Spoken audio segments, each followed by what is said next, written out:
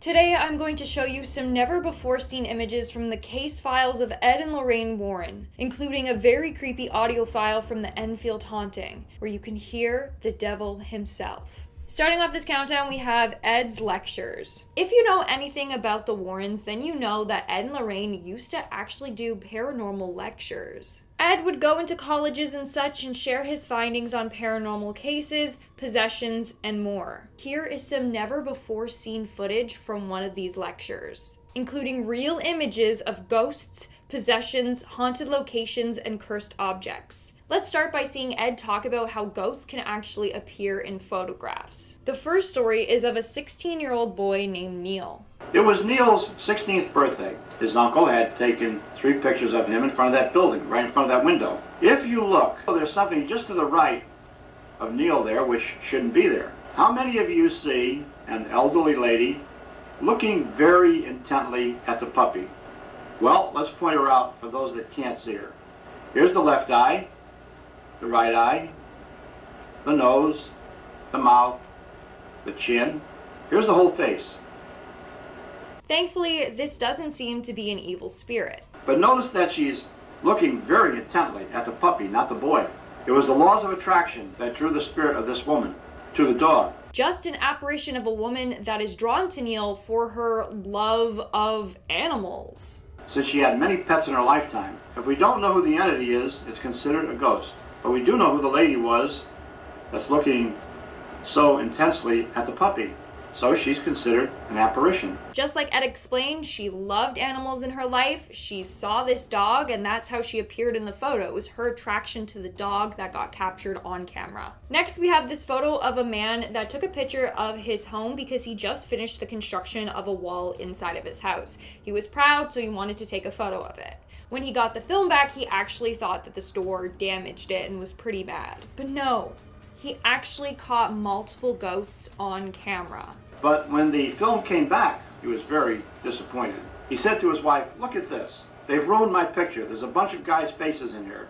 Well, what he didn't realize is that he had taken a psychic photograph of numerous Northern Civil War officers. They look sort of though they come down in a spinal column. Now, at first I thought it was like a spinal column as well, but wait until he zooms in. Now, as I said, this is one of the most remarkable spirit pictures I have ever come across. We are still investigating this particular photograph, so perhaps the next time we come here, we'll be able to tell you a little bit more about it. That is insane. It is clear as day a bunch of faces that's there. The next photo is one of the more scarier ones. How would you like to see this gentleman standing by your bookcase when you get home tonight? Imagine seeing that man develop in a photo of your home. You wouldn't feel safe anymore. Let us say that you do go home tonight, you have a friend with you, you open up the door, snap on the lights, and you see this gentleman standing by the bookcase. Well, why is that? Because a telepathic image of the ghost has been projected to you, bypassing the physical eye and going into the mind's eye or the third eye. It's even scarier when Ed says that this entity might not even be human, but instead it's someone or something disguising itself in human form. Although it may look like a man, it might be something which has never walked the earth in human form. Next up, we have the Amityville Haunting. The Amityville case affected our personal lives more than any case we ever worked on. In 1974, the Lutz family moved into a large Dutch colonial house in Amityville, New York. Previously, Ronald Defoe Jr. had murdered 6 of his family members in this same house. So as soon as they moved in, obviously scary paranormal stuff started to happen. This is just a little backstory in case you didn't know the case. The Lutz family started hearing mysterious voices, unexplained odors, and there was swarms of flies. They claimed to have witnessed demonic apparitions and felt a malevolent presence in their home. And as soon as Lorraine entered the house, she too felt very uneasy. She didn't understand why, though. It was the middle of the night when we came home, and I had contacted many priests. I was fearful, but Tony, I didn't know what I was fearful of. I mean, it was just another case. So I really didn't know what I was so fearful of. In fact, a lot of people that went into this house and talked about their experiences made it even worse. Some people even had spirits from this house follow them home. They had phenomena follow them from Amityville. Now, Tony, we know this happens. We know that even ourselves, involved in research, that you go to a location where haunting phenomena is going on, and you leave and go home, and you give it a lot of recognition, or you listen to the tapes, and while you're still programmed, then something can't come to you. That's a huge reason why some people don't even like talking about the paranormal or telling scary stories or even watching scary movies. It's said to make hauntings worse, or like you're giving awareness to these spirits, and so they're becoming attracted to you. The more you acknowledge it, the more you are welcoming it into your space. Now here are some never before seen photos of the Amityville home. Now in the book it tells about the well being inside the house. There's the well you see right there at the corner. Right in the front there? Right in the front there. That's it, Tony. And that doorway was the doorway that George Lutz said had been ripped open one night, and we could see markings and so forth on the door. We walked up the staircase, and suddenly the banister exploded before our very eyes. Well, when we went in that house, there was no banister that exploded. Right. What they should have said was, as they walked up the staircase, the banister suddenly exploded through telepathic hypnosis. We might see that table explode, and yet a couple of minutes later, it would be fully intact. It was a telepathic projection to us, bypassing the physical eye and going into the mind's eye or the third eye. That is the craziest thing ever. Imagine witnessing something so crazy and then moments later everything is fine again. You would think that you're going insane. That's because these evil entities can control what you are seeing through, as Ed said, telepathic projections. In our next spot, we have the Exorcism.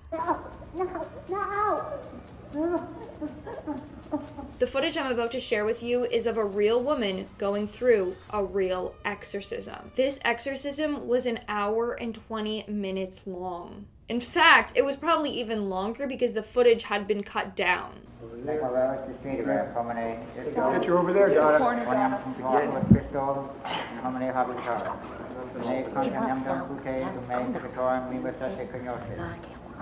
Although it's blurred, we can still see how crazy this woman is acting, and we can hear all the weird noises that she's making. You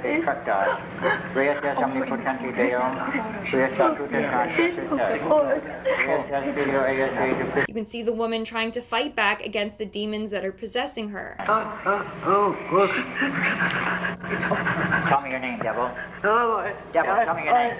And she's crying out in pain from having the demon fighting to stay in her body. In the footage, you can actually see Tony holding the woman down as like this demon is trying to escape or whatever. She also can't speak, but she is trying so hard to. It's really scary to think that she went through this, but also it's really sad. Like honestly, spending hours trying to get a demon outside of you, craziness. If you want to see more demonic possessions, you better watch these videos.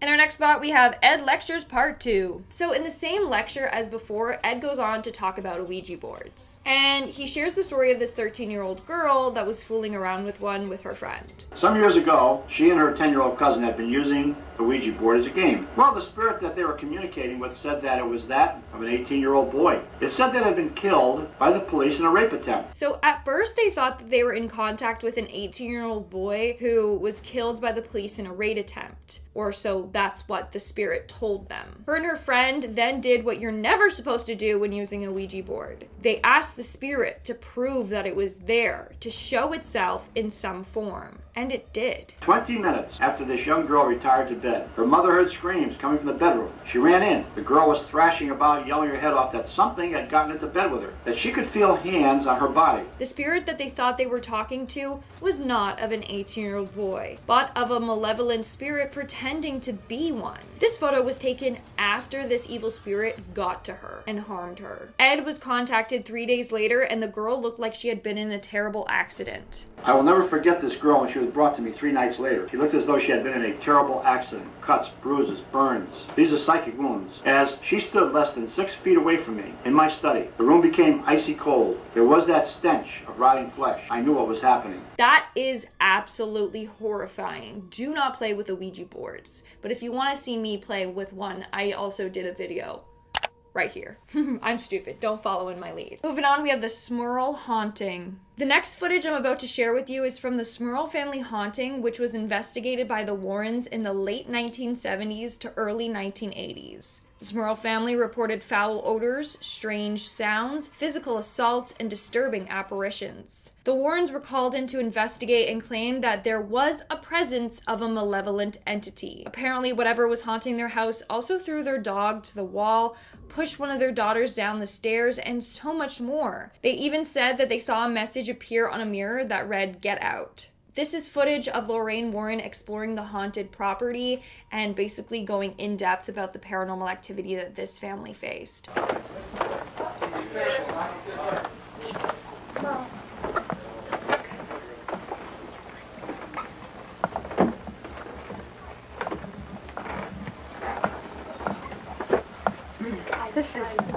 This is the hallway where the family has experienced the rappings all the way down the hallway, where they have experienced the voices, some sort of magic whispering, but they also are able to distinguish the fact that there are a conversation going on between a man and a woman. From doors being left open to lights flickering to seeing apparitions, the family went through a lot. In fact, the master bedroom was one of the most haunted rooms.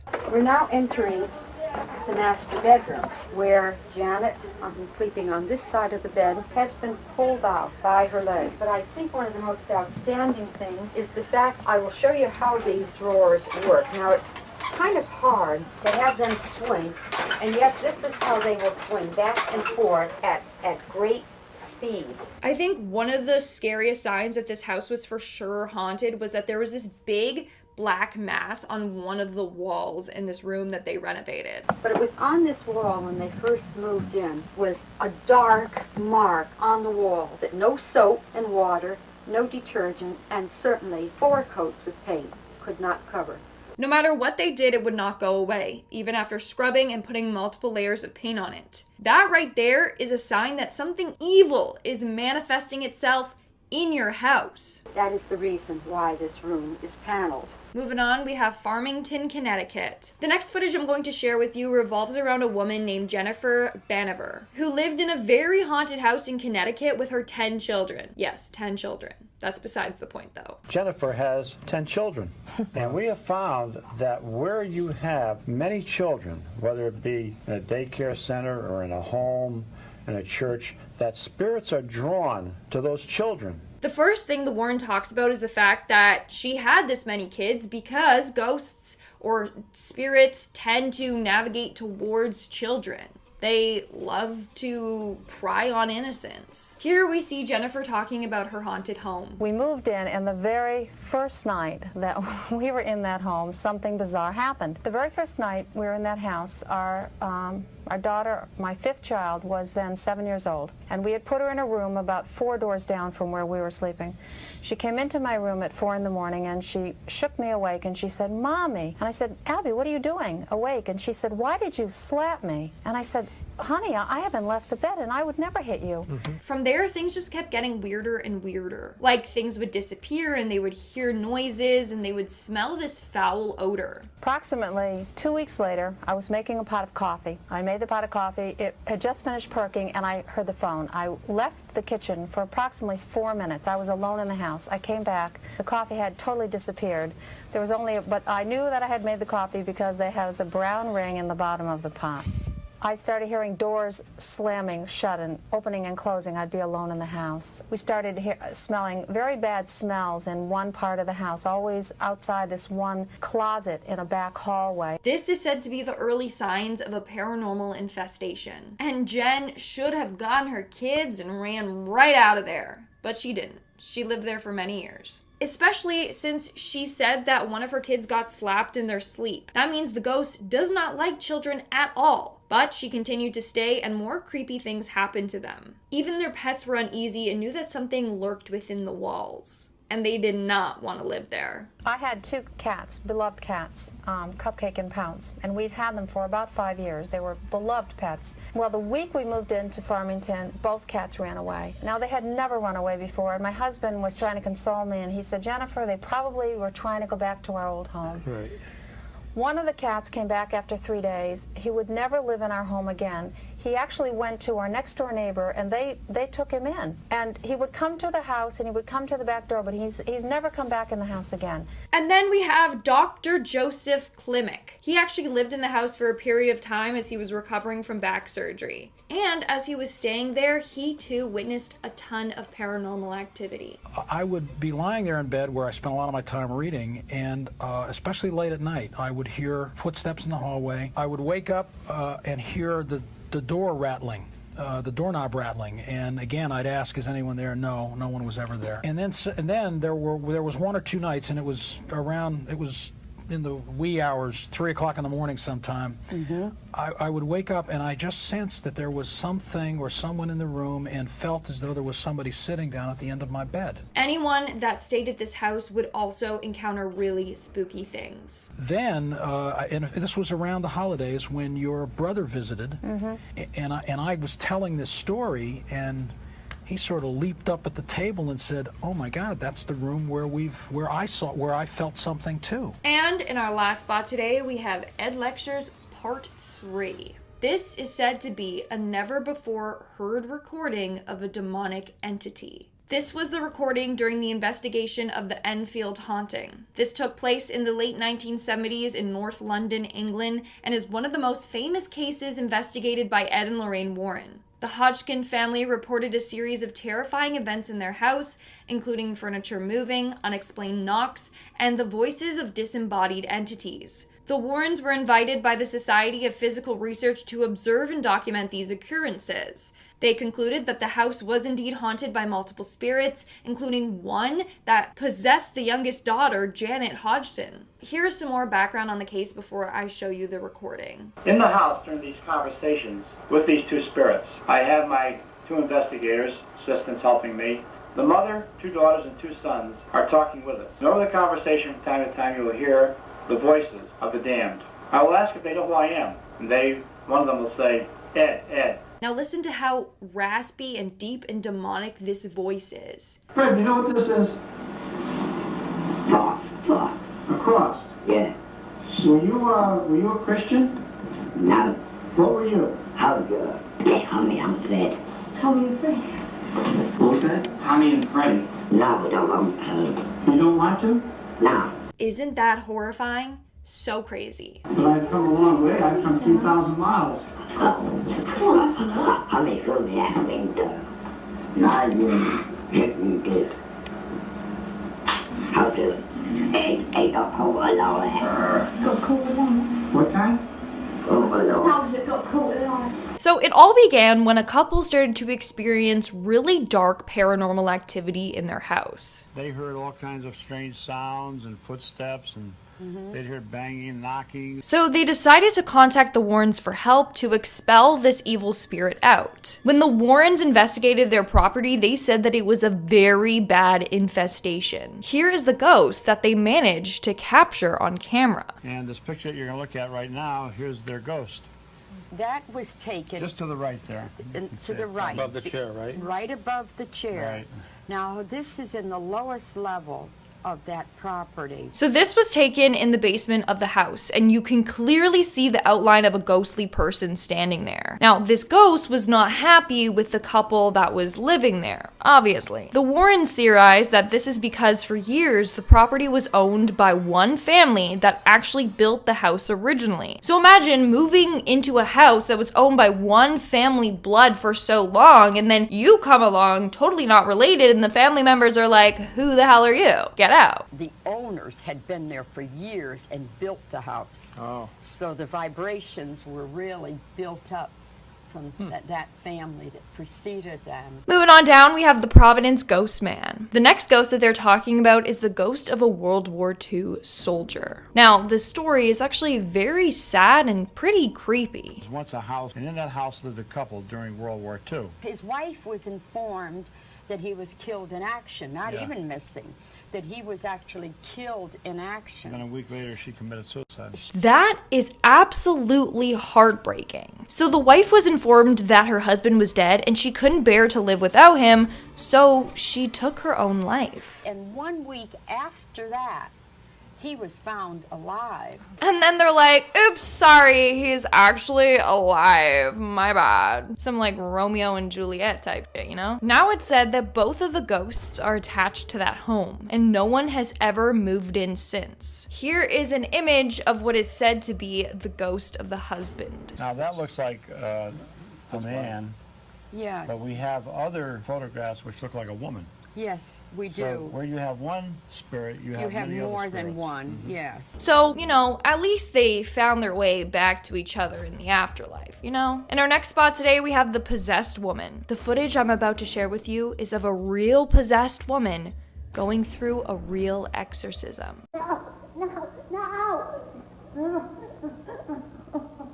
The exorcism footage is an hour and 20 minutes long, but the footage was actually cut down. So that means that they were performing this exorcism for over an hour. I will say though that the footage is blurred to censor some graphic images, but also for the privacy of the woman. Tell me your name, devil. How many of you are you? What keeps you here? Mark! In the name of God, answer my question. Mark! Even though it's blurred, you can still see how the woman is acting and hear the weird noises that she's making. Betage foliavis, Regem tuum destructus. Betage victim resolve devasta tua de ripuit. Betage created and captanibras extoi oris. Ubi tibi communiscus tuit eris separatus intentus.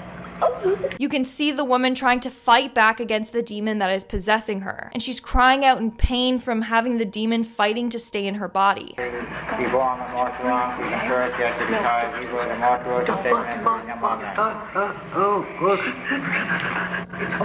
Tell me your name, devil. So in the footage, Tony Spira is actually holding down the woman so that, you know, she doesn't lash out and attack people. She can't speak, but she is still trying to do so. But all that's coming out of her mouth are gasps for air. At one point, she points beyond the camera, and Tony knew that the demon was in the room with them and was situated right where the woman was pointing. Are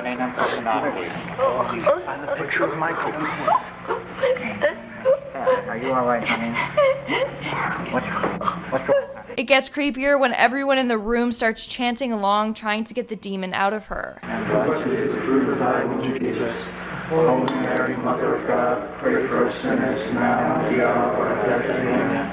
It's scary, but it's also really sad. Like, this woman is going through so much pain and suffering, and again, we don't know if this exorcism was successful. Up next, we have the White Lady of Union. So according to the Warrens, there's a lady dressed in white that haunts the Union Cemetery in Easton, Connecticut. So they gave her the name, the White Lady of Union. She was apparently the victim of betrayal by her lover and died either by taking her own life or that she was actually killed by her lover. Well, Ed was very determined to capture her on tape. So in the summer of 1990, Ed apparently camped out in the cemetery for a week trying to make contact with this ghost. Here is that footage. 1760.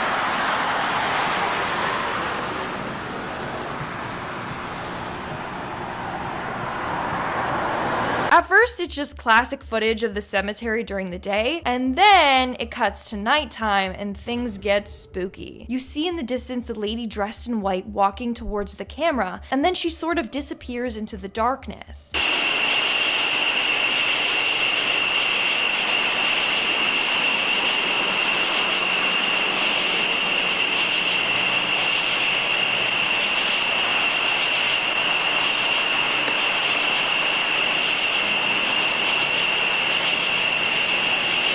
I mean, it's not the best footage there is out there, but this was huge for the Warrens. Especially because so many people thought it just to be an urban legend, and then here are the Warrens getting it on tape and then proving that it's real. In our third spot today, we have the Anna Ecklund case. In this next video, we see Ed and Lorraine Warren talking about Anna Ecklund. Anna Ecklund was an American woman who in 1928 became possessed and underwent a number of exorcisms. During her exorcisms, things would happen like she would hiss or howl like an animal. She would float in the air, and whenever holy water touched her skin, it would burn her skin right off. So let's see what Ed and Lorraine Warren had to say about this case. Now this woman was under possession by her own father and devils from the age of 14. The father hated her. He hated her so much that when he died, he actually possessed her with these devils. Now, this case is very dark. So sadly, her father was taking advantage of her on multiple occasions, and when she, refused, the father was not happy, which made him mad and made him start to resent her. This poor woman was tormented right up to the age of 54 when Father Ressinger went to help her. So Anna underwent 30 exorcisms,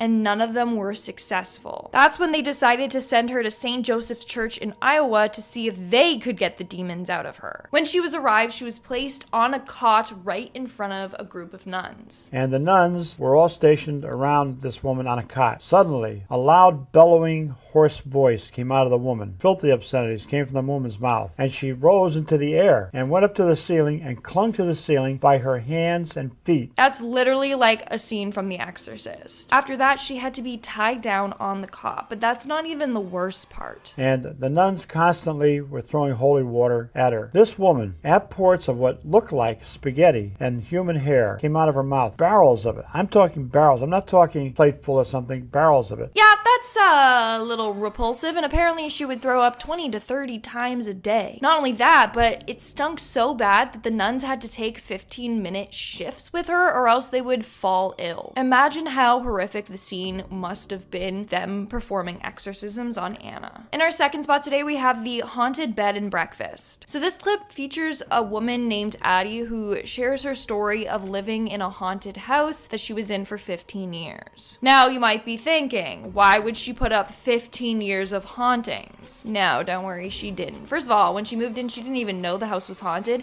and the hauntings didn't even begin until one random day. And obviously, when spooky things started to happen, she contacted the Warrens. Now, the home was converted into a bed and breakfast, and when paranormal stuff began to happen, the guests started noticing as well. That time, Addie was running it as a bed and breakfast and told us about things that were occurring, not just to her, her two children, and her husband, but also to people who would be guests in the home. They would hear the knocking, they would hear the rapping, they would hear the footsteps in the home. Now, the home was very old. It was built in 1809, meaning there have been tons of people that have come and gone to that house throughout the years. But trouble only began happening when Addie started to renovate the house. When you start to do things where you're making renovations in a home, that is enough to trigger off spirit phenomena. Where a ghost had once been able to walk through a doorway in a certain area, and now that doorway no longer exists. And with Addie, many changes had taken place in this home. So Addie basically pissed off the spirits and made them active. Nice one. Now, Addie says a lot about the house. When we were looking at the house with the real estate agent, we noticed that there were two staircases, and one of the doorways leading up to the front staircase had been nailed shut, and no one had lived on the second floor for 30 years. That's not good. One of the windows of the bedroom was broken, and vines had grown in through the window and all throughout the whole bedroom. So nobody ever went up there. No one wanted to live there because it was so haunted on that floor. In fact, in 1955, there was a great flood, and it left a number of people homeless. So the people that actually owned the house at the time took in 40 flood victims and was like, you can stay with us on the second floor, the haunted floor. After a week, they all fled. These people had no place to go, and after a week, they came downstairs, they all left, they fled.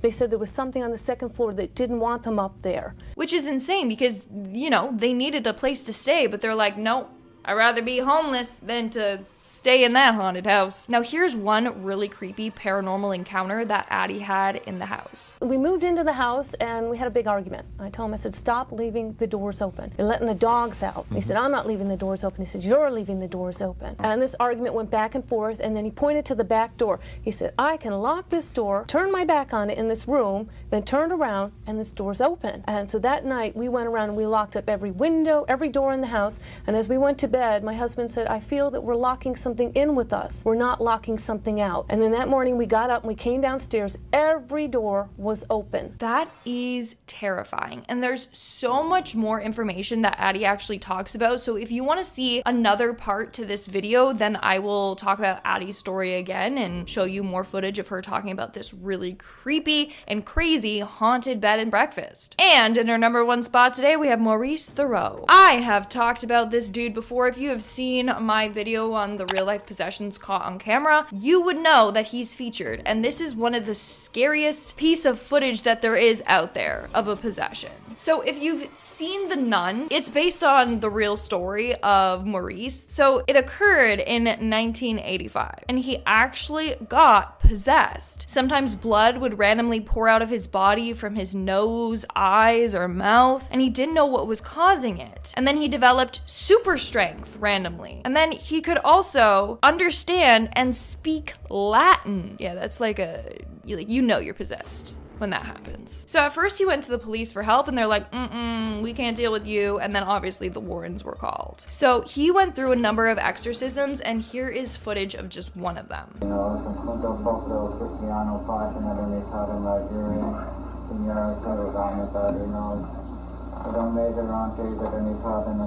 So the footage starts with Ed asking Frenchy to lift up his shirt because apparently random crosses would show up engraved in his skin. Point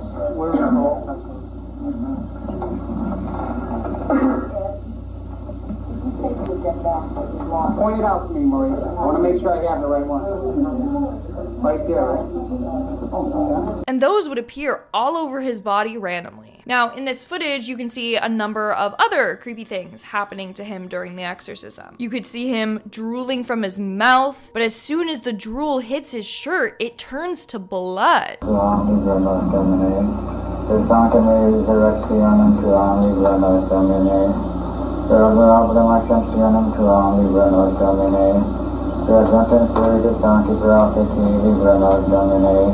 And then at one point, we see Frenchy's face become incredibly still and his face changes completely. Like he doesn't look like himself. His eyes get very glassy and creepy looking.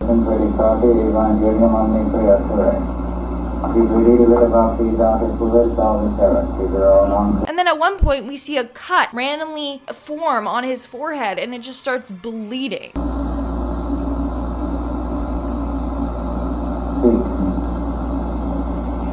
How did you enter, Maurice? We have the haunted house. In this clip, the Warrens talk about a haunted house that they visited and the creepy things they encountered while they were there. According to them, someone in the house used an Ouija board and it opened up a bunch of doors to the spirit world. And that's how it got haunted. There had been doors open through Ouija boards. That's what I was wondering. But unlike most times, we do not condone the use of Ouija boards. We know that people fooling with Ouija boards open doors that can never be closed. Well, guess who was using that Ouija board? Then there was a boy, and the boy was 8 years old. Now that girl was coming over to care for that boy, and he was in like I don't know what you'd call it. It's a canning area now, like a canning closet. Coal cellar. Oh. Like a coal cellar. And the boy had communicated on the Ouija board with them regarding what he witnessed. So the young boy and his babysitter were using the Ouija board in the cold cellar and let some spirits into their home. So apparently back in the day, 3 women used to live in that house and their mother. While they were living there, they were actually haunted by a ghost that was killed in their home back in the day. They would see apparitions of this young girl smiling. And at first the mom would just see the ghost, but then all the other women started seeing the ghost as well. And in one case, she actually spoke to her. I believe there was a conversation between them. There was a conversation between the two of them, and then this dark form, who we believe to be the person who had perpetrated it, of this man, and the girl ran and hid. That's when they learned that the house was actually haunted by a little girl that was killed there and her murderer. The Ouija board had opened up the door to the spirit realm, and those spirits had actually come back into the house and are haunting it. Here is an image that the Warrens took while they were on the property. Well, that's the electromagnetic energy that a spirit will gather to manifest itself.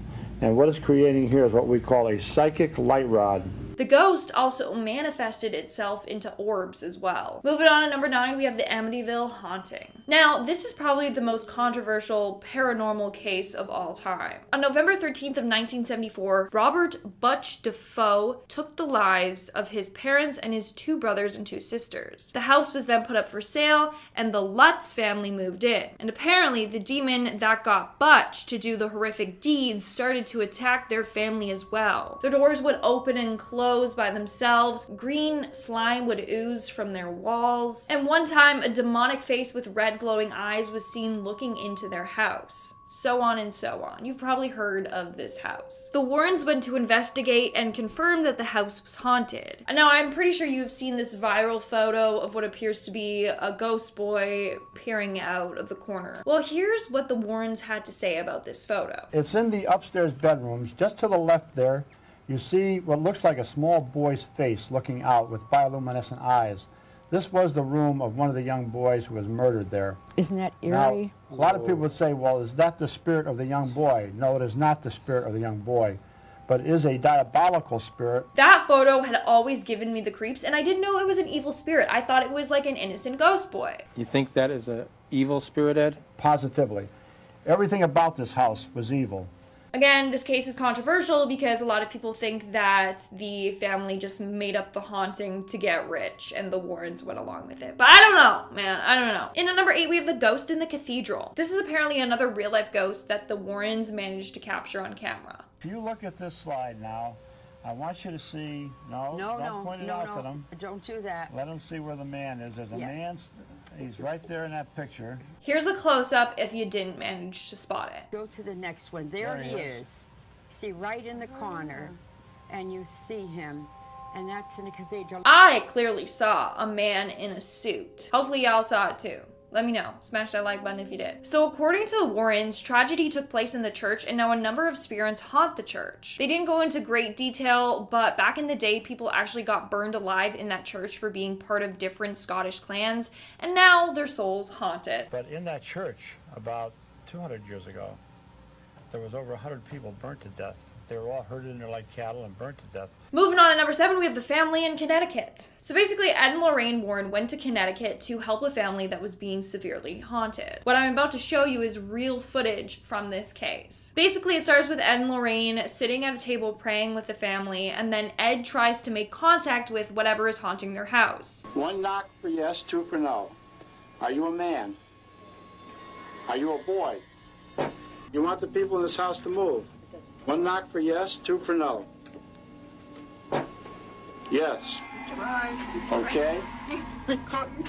Using the 1 knock for yes and 2 knock for no method, Ed was actually able to find out more about this ghost that was haunting them. So the ghost was haunting their home and causing a scene because it didn't like the family's mother. Who is it that you don't like the most here? Is it their father? Is it their mother? Oh my God.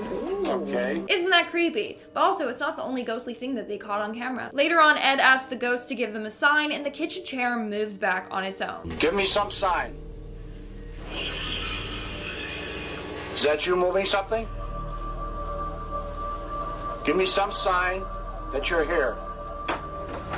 And at number 6, we have Annabelle the Doll, which she gives me the heebie-jeebies, people. In this next interview with Ed and Lorraine Warren, they talk all about Annabelle the Doll. One of the most famous would be Annabelle. This is a Raggedy Ann doll that's made like thousands of other dolls, except that this doll was used in communication, almost like having a seance. So story goes that a young nurse received the doll as a gift from her mother. She lived with a fellow nurse. The two worked together and they also lived together. Well, one morning the nurse brought the doll down and put it at the kitchen table to have breakfast with. It was meant as a joke. She's like, ah, haha, look, this doll is having breakfast with us. But the next day, she did the exact same thing. She brought the doll down and she sat it down for breakfast. The next day, she did the exact same thing and it kept happening. And then something even more terrifying happened. But the third morning, they're talking to the doll, and the arms of the doll are on the chair like this. Suddenly they went up and onto the table. Now this didn't frighten them. And that was their first mistake. So they did end up taking it to a medium, and the medium informed them that the spirit of a 6-year-old girl who had died in a car accident on the road by their house was latched onto the doll. They did some research and they did find out that a little girl named Annabelle had died on the road in a car crash right by their house. But listen to what Ed says here. There was a 6-year-old child by the name of Annabelle who was killed, but God does not allow the spirit of a child to go into a doll. This was a demon who was posing as that little child to create sympathy to these two young women. It worked, and this demon tricked the girls. They ended up looking after this doll thinking it was Annabelle the little girl. They would take it out on excursions, buy it clothes, jewelry, and then it started to attack the girls. The scariest thing happened when the two nurses came back from their shift one night. They'd leave the doll in the bedroom. They'd come home after midnight, put the key in the door, unlock the door, and who do you think is standing there? The Raggedy Ann doll. Standing there. Hearing Ed say that literally sent shivers down my spine. Just imagine coming home and seeing that doll standing there perfectly upright. The doll later on went to attack one of the nurse's boyfriends by choking him out in his sleep. Finally, Ed and Lorraine Warren got involved and ended up taking the doll from them and locking it away in a museum. So yes, Annabelle is real and terrifying. Next up, we have the Warrens Museum. The Warrens Museum is filled with cursed and deadly objects that literally, if you touch them or do something wrong, they could possess you or kill you. And in this video, you'll see just how terrifying their museum truly is. Let's take a look at the Shadow Doll, or the Doll of Shadows. Many what we call death dolls here. The doll you see here was made through black magic rituals. It's called Doll of Shadows. This doll is absolutely terrifying. Like, if you thought Annabelle was bad, this doll is 10 times worse. It has human bones here and there and animal parts all over the body. So yes, the doll is composed of human bones and hair and teeth. The owner was using it for dark rituals, and in the end, the doll became possessed by a very powerful and malevolent demon. In fact, the way in which this doll was used is absolutely horrifying. They take a picture of this doll, they send it to you, and they put the curse on the back. You take it and you look at it and you laugh at it, but it's not a laughing matter. Because once you see the image of the doll, it can be projected telepathically to you in your dream state. Did you hear that? Did you hear that? That is terrifying. But that's not all. Apparently this doll killed a number of people in their sleep. Images of these dolls can be so frightening that they've actually stopped people's hearts during the dream state. Ed then goes on to talk about how this doll ended up getting possessed in the first place. So a couple ended up getting it for sale at an antique shop. The antique dealer practically gave it to them. They're like, take it from me. That's a red flag. Then they started having horrifying nightmares. Then they found out that the nightmares they were having were the exact same. And then one night, the husband woke up and had huge gash marks on his back. The scariest part is that the doll can never be destroyed. You see, you must be very careful with a doll like this. You can never destroy it. If you destroy it, you could have things occur to you that would be horrible. Because the spirits that are within the doll then are freed. And in our last spot today, we have the real life vampires. According to Ed and Lorraine Warren, vampires are real, but they aren't like typical vampires that you see in movies, like I want to suck your blood, and they wear like a cape and stuff. No. Are there such a thing as vampires, and can you tell me an example of one? Positively. Vampires do exist, what we call human vampires. They talk about two different types of vampires that are out there. The first being someone that hallucinates and imagines themselves as a vampire and takes on that role. The other is demonstrated by the Albany case from 1953. Back in 1953, in Old Greenwich Farm Cemetery, where the Calbani family had to open up a grave, and a family member had died, and they were saving a little money by digging the grave themselves. When they got down about 4 foot, they struck a coffin which shouldn't be there. It was their private plot. He goes on to say that the coffin was of an antique nature. They opened it up and there was a perfectly preserved man in there. And inside was a man about 45 years old, and he was fresh to the touch as though he had just been buried. So even though the plot was there, there's a law that you can't exhume the body until you get a court order. So this process took about a week. And when they got back to the grave site, both the coffin and the body were badly deteriorated. This freaked everyone out. People went wild and they were like, oh my god, it's a vampire, ah! And they were right. According to the Warrens, the man in the coffin was a sorcerer and user of black magic. He had put himself in a catatonic state. He was alive, but just barely. And then at night, he would leave the coffin with his astral body and find his prey. His astral body was being connected to his physical body by something Ed referred to as silver cord. So no matter how far he went, he could still make it back to his body. While the physical body is still alive, there's a silver cord, a supernatural cord, that emanates from the physical body to the astral body. No matter how far away that astral body goes, if you go 3,000 miles, that cord would still be attached. So somehow that cord got broken, maybe when the woman got the land consecrated. And that's why when they went back to the coffin, the body was gone and there was just bones. Now, you're not gonna believe this next part. I don't even know if I do. So this vampire dude didn't arise from his tomb and go around biting people's neck to suck their blood. No, no. And he would go in search of blood, but he would not bite into anybody's neck. He could take the blood through what we call teleportation, apports. So vampires could literally be real and among us. I don't know, okay? I really don't know.